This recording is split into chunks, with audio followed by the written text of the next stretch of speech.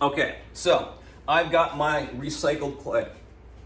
All right, as you can see, there's a bunch of chunks of clay that are kind of thrown on top of each other. So before I begin, what I'm going to do is the wedging process. Remember we talked about that in the video before.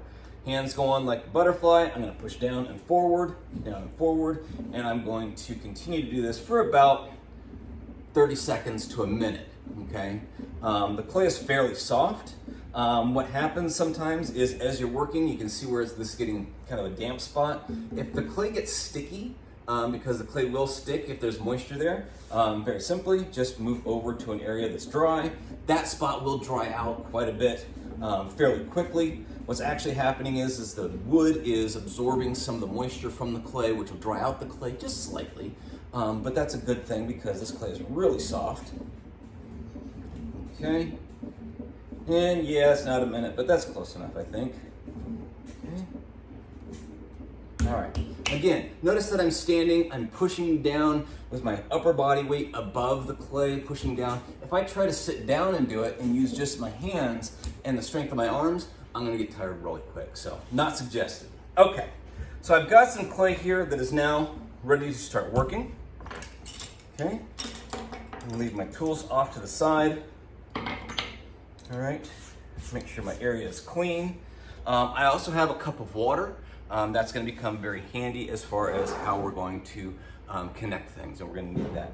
Okay, so what I'm going to do is I'm going to take my fettling knife, okay, and just cut off a good sized piece. You can see from my wedging, nice, clean, flat, smooth surfaces, no air pockets, no little inclusions, nothing in like that. All right, and then what I'm going to do is I'm going to squeeze this out into kind of like a log or a stick shape, okay? And then what I'm gonna do is I'm gonna roll the clay. Now, you may have done this with Play-Doh as a kid, okay? You might have called it like a long snake of clay or something like that. In the ceramics world, we call these coils, all right? I'm gonna actually take about half of that. And what you wanna do is you wanna roll the clay as much as you possibly can forwards and backwards, okay?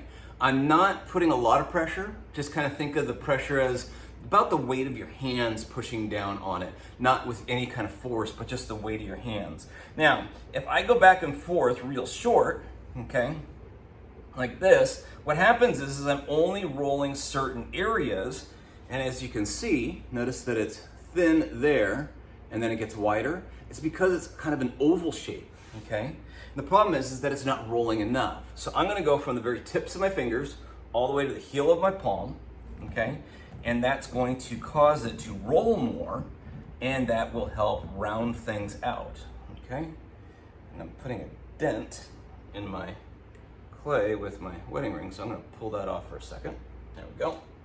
All right, so I'm gonna roll this out as much as I can. Now, if I start in the middle, and you'll notice this, and I slowly move my hands to the outside, okay, notice that it's gotten longer, okay?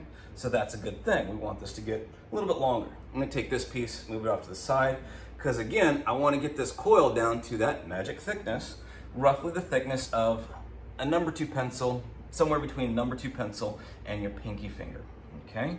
The other way to remember it is if you have a needle tool, okay, the thickness of a needle tool is about the thickness of my pinky finger, and that's actually a little bit smaller than my pinky finger. Again, everybody's pinky finger is a little bit different, but that's about the right thickness for a coil, okay? And so I'm gonna kind of do this more by feel, okay? Notice that I'm not even looking, I'm looking at you guys in the camera, okay? But I'm more feeling for areas that are thicker or thinner, okay?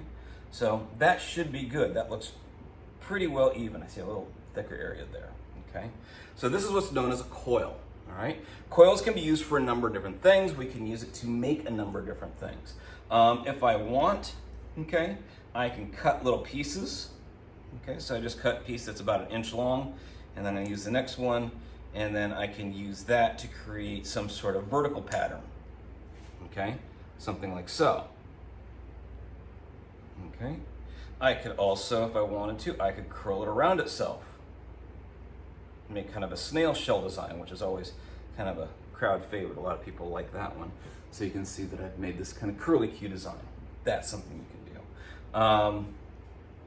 You can just kind of roll things kind of weird and random and out of control, and it doesn't have to be anything specific. Okay, I call this a brain design just because the clay is kind of a grayish color, so it looks kind of like gray matter. Okay, but I kind of created a wiggly design, something like that.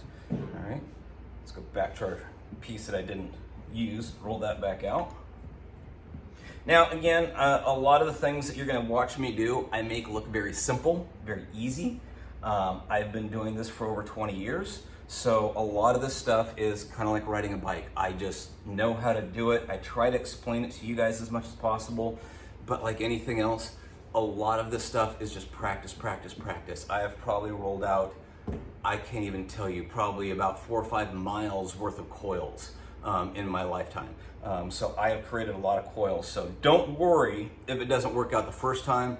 Okay, it takes a little getting used to. Again, you're not pushing very hard, you're not putting a lot of pressure on it, you're just kind of trying to make it roll out into a round circle. That's the biggest thing.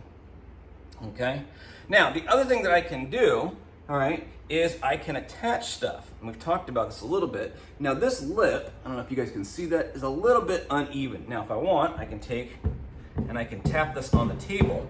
Now the reason why I pick it up and I rotate it, notice that I rotate it about 1/8 of a turn each time, okay, is so that as I'm setting it down, it's hitting a different area at the same time, each time I drop it, okay, or each time I hit it on the table. If I were to just hit it down in the same spot, it's gonna get flat and shorter on one side. So by rotating it, it makes it more even, okay, and that way I don't have to worry about it. All right.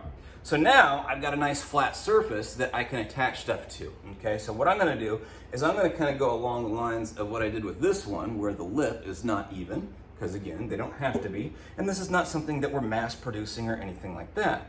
Now when I tap this on the inside, I don't know if you can see it, but it's formed kind of a little bit of an overhang or a lip there, okay? I can take my metal rib, okay, and I can kind of scrape that so that it's nice and flat on the inside.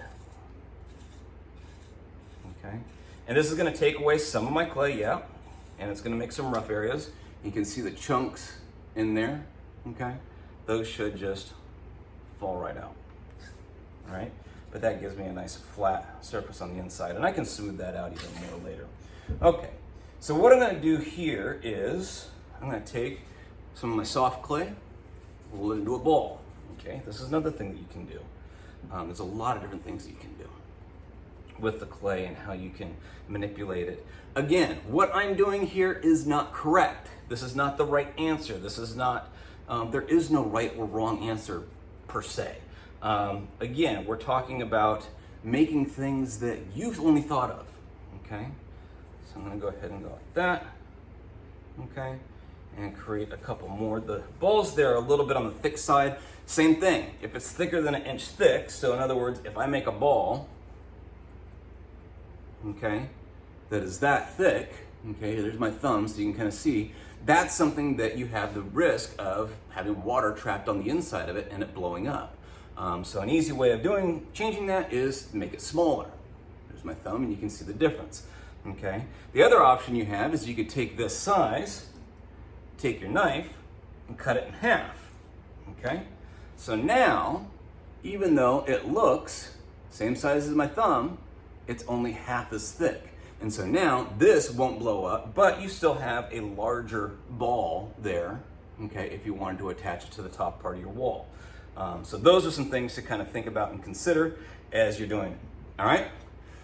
Next video, probably gonna be the most important video you watch all year long. Yeah, I know, it's in the first project, but this is how we're going to attach things to your project and to make sure that they don't fall off. So you'll wanna tune in for the next one, and I'll see you then.